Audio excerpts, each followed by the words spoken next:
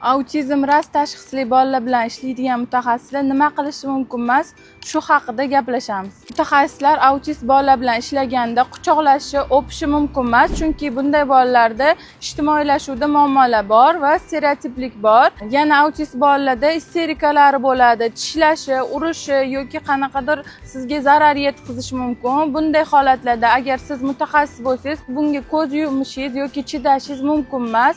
Bu bag'rikenglingiz bolaga zarar bo'lishi mumkin. Bunday bolalar nima to'g'ri, nima noto'g'riligini analiz qila olmaydi.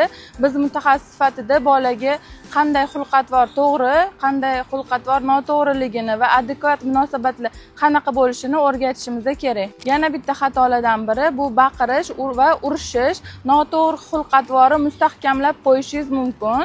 Bola boshqachasiga munosabat o'rnatishni bilmaydi.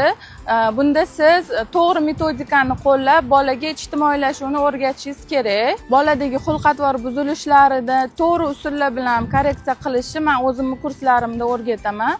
To'liqroq ma'lumot olish uchun Directga murojaat qiling.